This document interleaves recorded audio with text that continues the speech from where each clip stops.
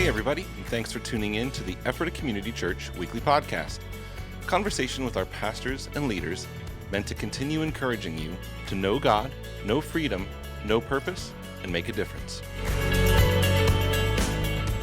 Ephrata Community Church, it is great to be with you once again for our weekly podcast. Thanks for taking the time to listen to just the opportunity we take to sit down and cover the weekend that we just experienced, as well as look ahead, talk about some of the behind-the-scenes moments of what we experienced as a church community. So thank you for taking the time to be with us here this week, and I'm excited to have on for the first time David Burr, who's our missions director. David, it's great to have you on today. It's great to be on the ECC podcast. It's about time, right? Yes, I'm excited. Awesome. Well, I'm excited for what we're going to be talking about. This past weekend was our missions weekend. We do it once a year, and we'll talk about the details. But the gathering room is set up with different tables and different representatives from mission organizations in whom we are supporting and connected to, both locally here in the States and around the world. And so it was just an awesome time. And I want to hear from you how that went, give you the opportunity to share with those listening kind of behind the scenes experiences there. But before we get there, David, I want to give you the opportunity kind of to tell me your story, how you got here to serve as the missions director on ECC, on the team here at ECC. How long you've been on the team and kind of the journey here, but we'll rewind way back because you and your wife, Erin, your family, you guys served in missions for a number of years. Yes, I'd love for you to share what that history has been or what that is. Yeah, so I joined Youth with a Mission a year after high school, so international missions organization, so when I was about 19. How long ago was that? So that would have been in 1996. Okay. I did my discipleship training school. It's almost 27 years ago. I know. Hey, man. Sorry. Hey, that's amazing. So that would have been 1996. I started with Youth with a Mission, and I was with Youth with a Mission for about 23 years, 22 and a half years. In 2005, I was serving in the Pacific region out of Honolulu. I met a young woman from this place called Lidditz, and so that was my wife, cool, Erin. Small town. Yeah, and so we served for a long time together throughout mostly the Pacific region, Fiji, Cook Islands, New Zealand, and 4.5 years in French Polynesia. But in 2018, we lost our housing in French Polynesia. We're seeking the Lord. It was kind of a crisis time, and he redirected us and said, move here. And so in 2018, we ended up here. Yeah. And in 2019, we started attending Ephrata Community Church. Discovered what Ephrata Community Church was through finding out what Gateway House of Prayer was first. So Gateway was your doorway. Gateway was my doorway to finding out what ECC was. And so we started attending at the very beginning of 2019. Nice. And then a year later, we did Connections Pathway, and that's when Pastor Wes met us. And he was serving as missions pastor as well as executive pastor at the time. Found out about our history in missions and started recruiting us. And so I joined the team November 2021, a year and a bit ago. Yeah, that's amazing. And so I'm sure you didn't have to twist. There was not too much coaxing to get you excited about the idea, the prospect of serving on the team here in the missions. As the missions director, that wasn't too difficult, was it? No, it was a great opportunity. Definitely different doing missions in a local church context compared to an international organization. But there's so much history of missions here, so much happening in missions here. It was a really easy fit and very easy decision to make. Yeah, no kidding. One of the things Kevin would have shared from the front at the very outset of his, he didn't preach the message, he just kind of introduced Barry, who brought the message, but he was talking about this being our missions weekend and just that what he said, I hope you all get bit by the missions bug, and it was great to hear that from Kevin. It really spoke to the reality of how culturally important being sent by God and serving outside of your local, both in your local community region, but also outside of that. Curious to hear from you, David. Was there a moment when you were personally bit by the quote-unquote mission bug, and what was that like? Yeah, I think that would be in a place outside of Bartica. Bartica is a town in Guyana, South America, and there was a church that we worked with on my discipleship training school outreach. Yeah. So this would have been in 96, 97. We were serving a church, and he had what he called his outstations. They were church plants in villages into the interior, they call it, which is the jungle. Yeah, nice. And I remember couple specific nights we were serving in a village. I preached a message on the Father heart of God and the gospel intertwined with that, but how God is a father to us. And I said, if anything that I've said has touched your hearts and you'd like prayer, please stand up and come forward. And the whole room of about 50 some odd people all stood up. No kidding. And came forward. And there was like all ages, families? Yeah, the whole church, the whole little gathering. And there was about 9 of us. Yeah. Like, oh, this is not how many people we anticipated praying for. But also during that week, there was a girl who her hand was all black and purple, really weird looking. And people suspected she had a snake bite. And then as we started praying for healing, a woman said, I believe I have a word of knowledge that there's something spiritual going on, potentially as well as physical. Is she on your team? No, she was one of the women from the church in Bartica, one of the Guyanese women who traveled with us. Yeah. And so we prayed for healing and praying against any evil spirit at work. And immediately her hand started moving again. Oh, my word. And we saw people healed. We saw people get saved in that week that we were in that particular village. And that was your mission bug experience? That was my mission bug experience. What took place on the interior of David Burr when you witnessed this? I think it was the surprise, maybe, of if that's the word, the shock, the surprise of God just moved through me. Like, God did something, but I was the vehicle that he worked through. Sure, yeah. I want to do this more. Like, I want to do this again. That's awesome. Just seeing people that I would never, ever have opportunity to meet in any other context. I don't travel to the interior of the jungles of Guyana often, but being with them and seeing God touch them, I said, I have to keep being available. I have to keep putting myself in a place where God can do this. Right. It's amazing. And so that would be classified as the quote-unquote missions bug. Yeah. And what I love about that is it's not limited to just David Burr, that God met you in a specific way, but we hear that time and time again. Yes. People get out of their ordinary routine in life, go to a different culture and observe the power of God move in and through them and around them and touch other people. People are marked by that. Yeah. And so I imagine you're really excited to serve not only on the team here, but to that end where you're going to hear those testimonies. I imagine you already have in different capacities. And one of the things coming out of this weekend, we'll pivot here to this weekend, this past weekend, you were up front sharing about, after the service, go to the gathering room, we have tables, and you just did a wonderful job communicating everything that you did.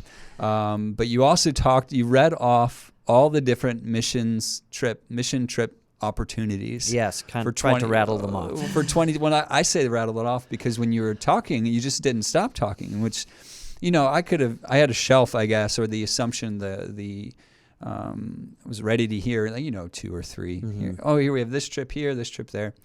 And then you just like this trip, and then there's this trip, and then there's this trip, and there's this trip. And I was like, oh my word, he's still going. Yeah. And that was a clear, for me, I don't know, I just saw that being the result of you being put in this position, carrying the heart that you personally have for missions, but also the awareness that, man, when people experience God in the mission field, they will be changed. Some people, it's on a short-term matter. Other people, they realize they're called to it on the long term. But how excited are you to be having these different trips, organized, scheduled, and ready to go? And take some time to explain what the first trip is, because there's some deadlines that are coming up. Yeah, so the first trip will be in May. I believe it's the 13th to the 20th. Okay. That has a little bit of a focus. We'd love to see some handy men and women, some people good at projects. And where is this? This is going to be going to Jamaica, to the Montego Bay YWAM base. Yeah. Missionaries at ECC overseas help support. John and Danya Hess are the leaders there. Yeah. So we're going to go help them with some projects on their campus and then also see what kind of ministry results from that. That's awesome. And so, yeah, really excited about that. It's the first one. Yeah. And we have Guatemala, Czech Republic, Uganda, and Brazil. Yeah. And then Encounter Youth has Ashland, Albania, and Mississippi. Yeah. Yeah, so that's lots amazing. of opportunities this year. So many opportunities. And you guys would have had a raffle, which would have gifted a certain dollar amount. Forgive me, I can't remember off the top of my head what it was. Do we know who won that? We do, but they haven't been notified yet. So is I don't that know if right? I can say it right now. Okay. It'd be really fun if you did, though. Okay, we'll keep that secret as it is. So after the service, in the gathering room, we had the missions fair. Man, the floor is yours. How did it go? Oh, I think it went really well. And the representatives of the different ministries. So what we had was tables representing the ministries that ECC actively partners with and supports monthly, about a little over a dozen locally in the area. And then we had tables for our missionaries that are in various nations. So people could come. There was a lot of traffic, and it was what really blessed me and everyone that participated was how many conversations happened.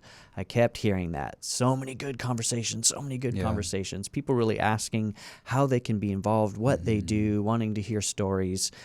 And so we just want to thank everyone who attended and participated to pull it off. Yeah. But we were really pleased with the event. Heard a lot of good feedback of just seeing the opportunities that are available at home and even from here that impact other nations that people can be a part of, how you can be involved in missions and living out the Great Commission beginning right here. There's opportunities all around us to do that, and how ECC touches our region and then reaches out to the nations. And just seeing people get excited about that and wanting to get involved somehow was a real blessing. Yeah, there was one fun story you shared with me about a lady that was visiting here. She doesn't attend here, I don't think. I don't but she was believe visiting. so, yeah. What was that story? Because I thought that was just a profound, just a divine moment. You set up a table and you're representing your mission, and then all of a sudden there's this conversation that leads to some pretty potentially amazing things. We'll see. We pray that there's a testimony that comes out of it. We'll try and keep an ear to the ground, so to speak.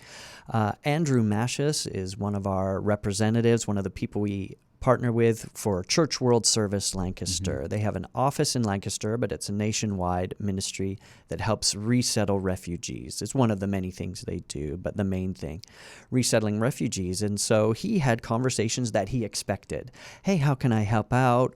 What can you do with people who show up? And that was really good. But he said there was a woman from an African nation visiting that day. I believe they were a visitor. And she said, could you help get my two sisters out of an area of civil unrest and war? And he was just blown away that this happened at the table in our gathering space. And he said, okay, let's look into it. Let's see what we can do. And so even something that might potentially affect lives across the world, the seeds of that began this weekend. That was so exciting. That's incredible. And I know the first step of that potential testimony is it just began, so we don't know where it's going to land yet. But I just love that the missions fair facilitated that opportunity. And I just love that. Well, God just does that, does he not? So I love that. I want to take some time to talk just briefly about what Barry brought as well. Barry Wissler, president of HarvestNet International, also was the founding pastor and lead pastor of ECC here for, was it 36 years? I think that's what he said, and I should know that by now. I mean, I do, and then it slips my mind. But anyway, 36 years. And so he gets up front and he has the opportunity to share not just about what HarvestNet International is doing, but really bringing the DNA of ECC to bear as it relates to being sent into all the world Yeah. and representing Jesus, which also speaks to what we're going to be talking about the rest of this year in our ECC culture, which has to do with Christ represented in us, represented into the world around us. But I want to hear from you, David. What from Barry's message stuck out to you, or did you appreciate hearing from Barry as it relates to either what HarvestNet is doing or what it means for who we are at ECC? What stuck out to you from Barry's message? Yeah, I think there's something very unique about Ephrata Community Church, at just how much of the Great Commission is part of the foundation stones, so to speak, of this church. It's not a church that's focused just on local church gathering and discipleship, although we do a lot of that. You do a lot of that. But the Antioch model that he's spoken about and Pastor Kevin's spoken about, how that church really focused on its city and then sending out ultimately Paul and Barnabas around Asia Minor. And the story he told about a dream he had while he dreamed of being in a combine, something that he did as a farmer, on a field that would be where this building is right now. And he spoke about how he had a dream that he was in a combine, and he radioed his father and said, "I finished the small field, and now I need to move to the larger field." Wow. And he felt, okay, it's time to hand Ephrata Community Church off to Kevin and really move forward with this HarvestNet International, a larger field.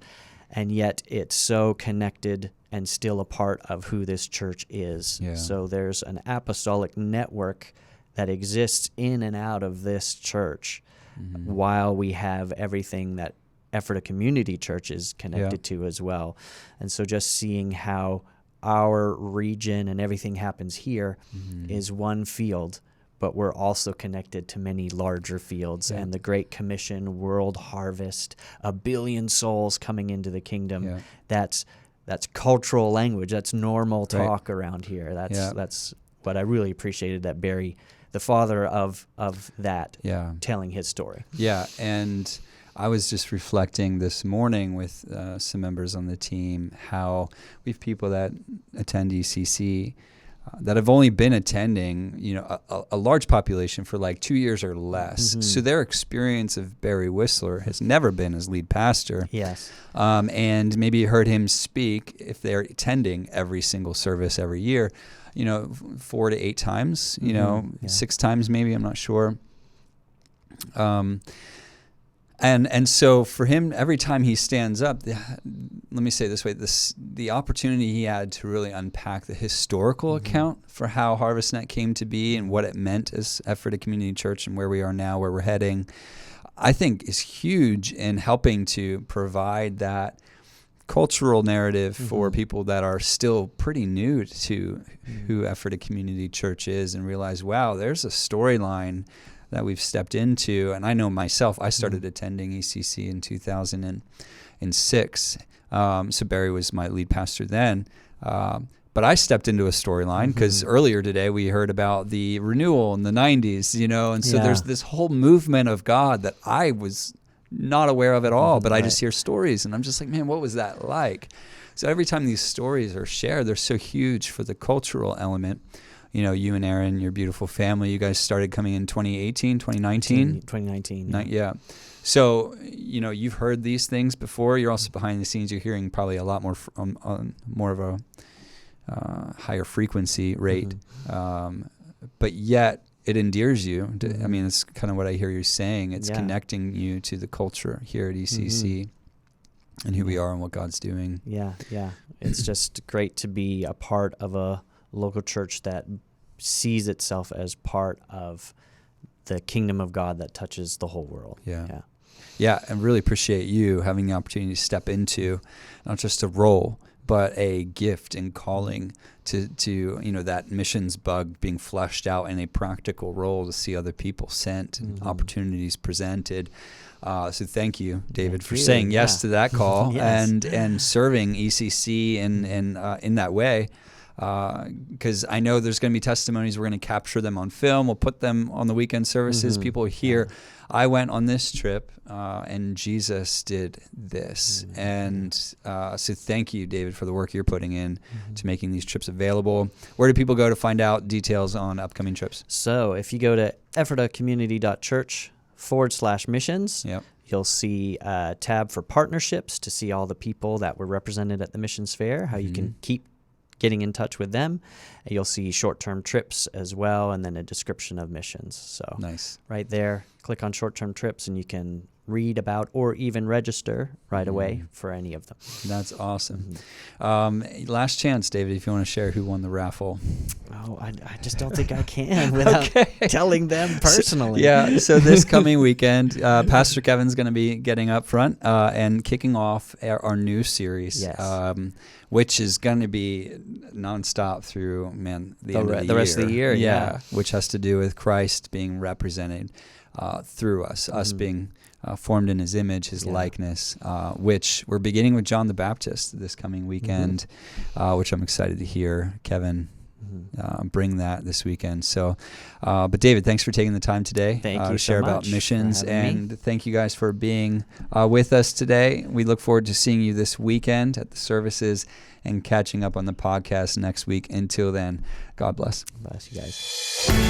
Hey, thanks again for joining us today. We hope that you've been encouraged by listening and that you'll join us again next week.